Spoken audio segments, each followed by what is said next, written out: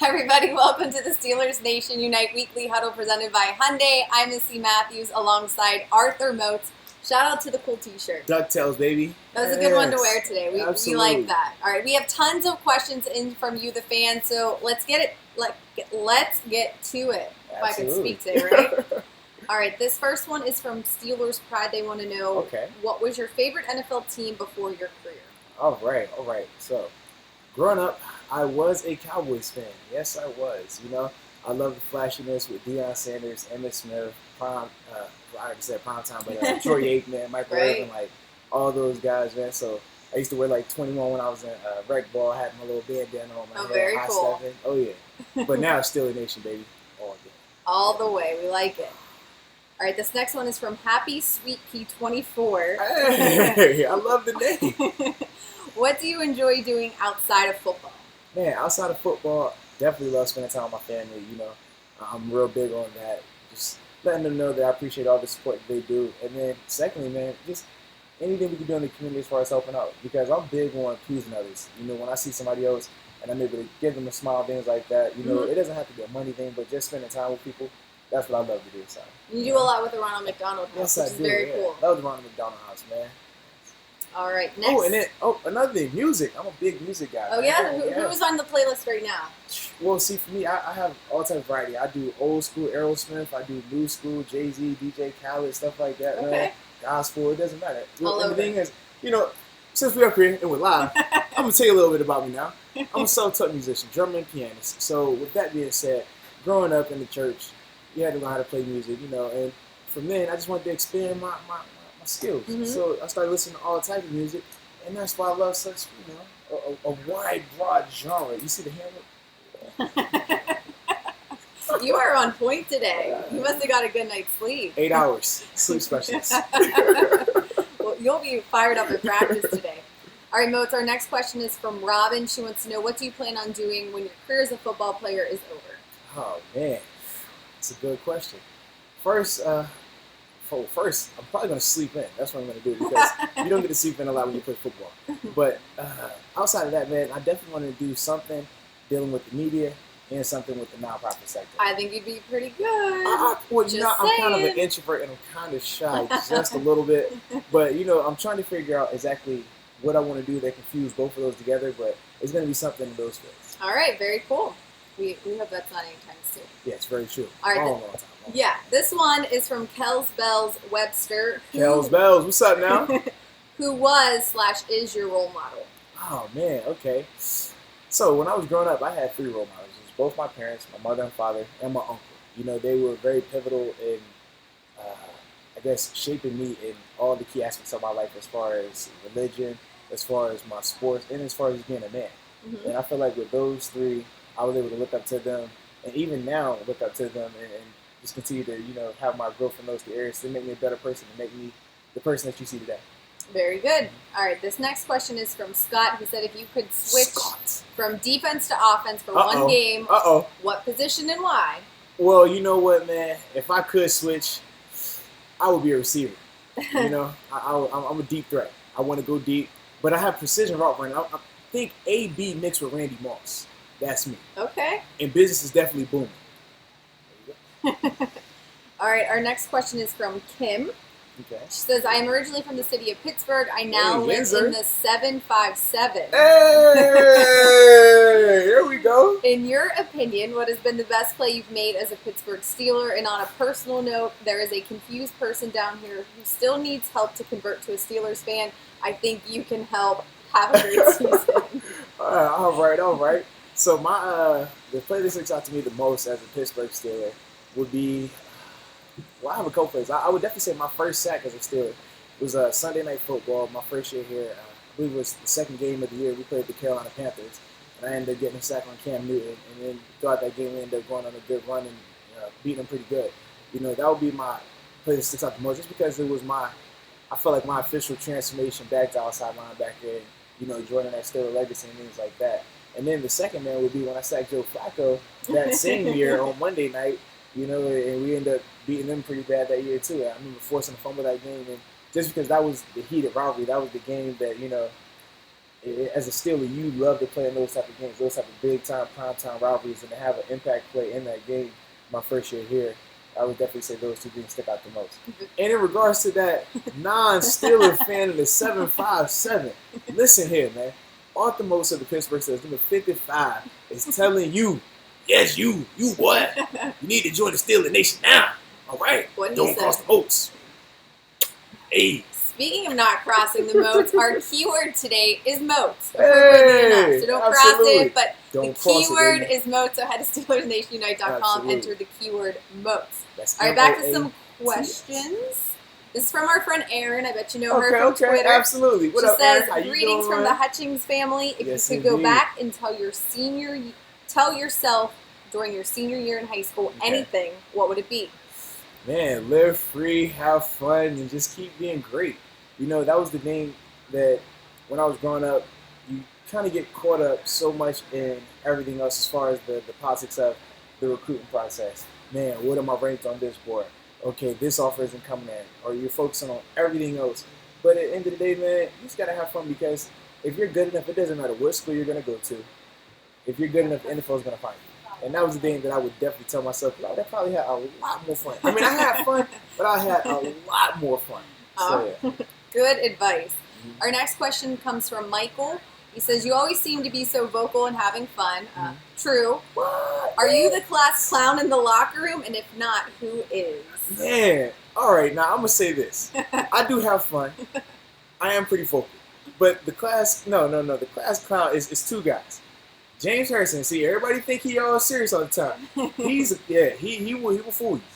And Cam Hayward, those two guys, hey, by far, I have nothing on them. Okay. So two defensive guys, really? Yes, man. They're the pranksters. Absolutely. D'Angelo, he was like that until it started being his birthday every day. Yeah. Man, happy birthday, by the way, D'Angelo. We appreciate you, man. Shout out. You know, but ever since then, man, he's been trying to lay low. So yeah. Makes sense. All right, our next question comes from Kimberly. She wants to know who on the team/coaching staff has been your biggest influence here? Man, I have two guys. You know, it was definitely James Harrison and Joey Porter. James for a couple of reasons. I remember when I was in Buffalo, my rookie year, watching him, and that was 2010 the year when him and Woodley went for double-digit sacks. I remember watching him, trying to study him, and just see what I can pick up from his game. And then from there, being able to come here with him, work out with him, just see him, how he works every day, how he practices, and just pick up on it. I felt like that helped me out a lot. And then with Joey, I mean, huge fan of Joey as a kid growing up. I remember, wanting to do a celebration and things like that. But just being able to pick his brain also, because, with him being in the defense that many years and not coming back as coaching in it, I feel like that's helped me out a lot as far as my mental aspect. All right. This next one is from Steel Dream 7. Steel Dream 7. I like that. Hi, Arthur. Thanks for spending some time with Steelers Nation today. Do you ever get asked about the hit you put on now Hall of Famer Brett Favre to end that consecutive start streak? Absolutely, man. I'm just... Good question. I'm really happy that it was a clean play and that there was no controversy behind it, because now we're able to look back and just laugh on it and just truly enjoy it. And, I love the fact that he's a Hall of Famer, and I feel like since he's a Hall of Famer, I'm kind of a Hall of Famer with him. We're like boys, you know what I mean? So, if you talk to him, tell him I said hi. He don't want to speak to me for some reason. I got nothing but love for the man. But, yeah, I definitely get asked about it a lot, though. All right, next up, this one is from Heather. Love your enthusiasm. What is the weirdest thing you have ever been asked to sign? I don't know if I want to know. All right. Well, you know what? This is PG-13, so we keep PG-13. I've signed a stomach. I've signed some cowboy boots. That was recently. The cowboy boots actually was out here. Yes. That was pretty cool. Yeah. So were they Steeler cowboy boots? They actually were. Wow. And then I took a picture with the cowboy boot after I signed it. I would too. That's pretty remarkable. Yeah. All right. Keep it clean. That's a different one. Haven't heard that. All right, Ted Webb. Actually, another person. I signed my wife's jeans when I had met her. Actually, yes. Did you really? Yes, we were on our second date. We were going out to a restaurant. She had a nice jeans on, and I said, you know what? I want to sign your jeans. She let me sign your jeans. So. And she still has them. And that's how I knew it was love. She still has them. She still has the jeans. Yes. That's a good keepsake. Yes, I love you, babe. All right, Ted Webb wants to know, do you have any pregame rituals or maybe a certain food you like before game time? Good luck. Stay healthy. Oh, man, I appreciate that. Absolutely. So, my pregame ritual, it's pretty consistent, actually, man. I wake up in the morning. I have to get me a 3-egg omelet, sausage and bacon, 3 strips of bacon, also to go with my omelet, served glazed on top of it all. After I eat it, I go to take a shower. Once I take my shower, I have to have my gospel music playing as loud as possible. After I take my shower, I FaceTime my kids. After I FaceTime my kids, I drink me 1 thing of Pedialyte, head on about my way. All And right. that's consistent, home and away. Always. Always. Has to be 3 eggs, has to be sausage and bacon. Has to be 3 strips of bacon. If it's 4 strips of bacon, that's too many. Too many. If it's 2 strips of bacon, it's not enough. Absolutely. All right, we'll write that one down. Yes. It's for everyone to try. Mm-hmm. All right, this next one is from Ryan. Thanks for taking some time to answer questions today. I appreciate you, Ryan. He wants to know, what is your favorite Olympic sport to watch? Man, my That's a favorite good one. Olympic sport, I would have to be the 400-meter dash, man, for a couple of reasons. First off, I always envisioned being a fast guy like that. And I felt like the 100, 200, that's too short. Anybody can do that. 400, you got to be fast, and you have to have endurance and strategy. And then also, my boy LaShawn Merritt, Portsmouth's very own, Baby Wilson High School, he's running in the 400 meters. He's already an Olympic gold medalist. So, you know, ever since he started doing that, man, I've been a huge fan of it. All right. Bring it home, baby. This one's from Michael. Do you come into training camp looking to improve on a certain area of your game every year? Absolutely, yeah. As a pass rusher, so these past couple of years, you know, being here, I've always, you know, focused on that craft as far as improving my pass rush skills, improving my play against the run, because you have to be versatile, you have to be able to do both of those things. But like you said, every year you pick something. When I was in Buffalo and I was playing the inside linebacker, I was worried about, you know, reading my keys, so that was the thing I was focused on. When I got, you know, past that stage, it was okay. Now we're working on anticipating stuff. Now I'm to the point where I'm looking at different formations, trying to pick up, okay, if I see 3 receivers on one side, what plays can I get out of that, and things like that. So, yes, every year I do focus on stuff. I mean, you always can get better, baby, every day. Every day. Mandy Peachtree wants Hey, to know, Mandy. who do you have the closest relationship with on the team? Man, it's my linebackers, man. But I'd never say me, Bud, and Jarvis, we're pretty close. Lawrence Timmons is another one. All the linebackers, actually. Vince, Shea, yeah, we're all pretty close guys. All right, this is from SNU member. That's Okay, their okay. login name. So we'll take it. This is Steelers like Nation, like my weekly huddle after Yes. all. They want to know, is there any other fans that you have seen from any other city that are as proud as us Steelers fans? Man, you know, I would say nobody. Honestly, like, even when I was in Buffalo, those fans were great. And you know, they were great in the home base. But I feel like as far as Steelers Nation, it doesn't matter what part of the country you're in. It doesn't matter if you're out the country. I was in Mexico, and you run into tons of Steelers fans. They're like, oh, yeah, man, you know, Ben, you know, AB. I'm like, yeah. Just a little You bit. know, yeah, you know, we're boys, you know. Yeah. But, you know, I will say this, that as in regards to, you know, away games, I think of San Diego when we went out there. Yeah, I think Monday of Atlanta, night. I think of Atlanta the year before. Jacksonville. There's plenty of times we're on the road, and it is literally a home game for us. And that is no better feeling. Yeah, I bet. All right, we have time for just a few more. This one is from Barry. He wants to know, what are some What's up, Barry? opponents' blocking characteristics that you study on film to help you beat them? Okay, well, first off, I always like to see, you know, how fast they're getting off the ball. They're, in regards to offensive tackles, are they guys who are going to jump set in regards to, you know, not take a lot of kicks back, or are they guys who are going to take 3 or 4 kicks back and be patient? Then after that, I'm trying to see their hands. Are they guys who like to show their hands right away, or are they going to flash their hands? Because with those 2 different styles, those are going to open up different moves, and you know certain moves aren't going to work with those type of guys. And then I also see, in regards to, they like to call it if they have an anchor or not, and that's how they handle the bull rush. So if they're guys who are, you know, bottom heavy and squatty, and they're able to handle bull rushes, where you know you're thinking more speed rush versus that guy. If there's a smaller tackle who has really good feet, then you're thinking more power moves on him. So yes, that's how Good breakdown. That's how I go about it, you know, from an analytical standpoint. Yeah. All right, this is our last one. It is from David. He says, understanding that the Steelers have many young defenders in the secondary, what do the linebackers do to, 1, guide them to success, and 2, take pressure off of them on each play? Yeah. Well, I can easily answer the part about taking the pressure off of them.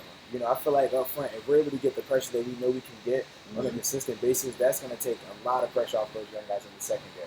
I mean, every quarterback looks good when they have time, but when you're hitting them and they're under duress, then you're able to separate the elite guys from the average guys.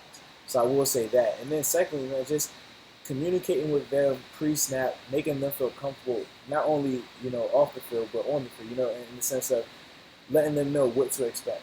You know, what type of plays you're looking for when you get different formations. If I'm telling you this route is about to happen, you're going to be a lot better defending that route versus if you had to just wait and react to it or guess that was going to happen. So in that sense, a lot of pre-snap communication is going to help him out. All right, a big thanks to Arthur for joining us today on the Weekly Huddle presented by Hyundai. Thank you, the fans. Such great questions. Hey, thanks. Don't forget, the keyword is Moats. MOATS. So go to SteelersNationUnite.com, enter the keyword Moats. Thanks again for joining us. We'll see you next time on the Weekly Huddle. It's been real.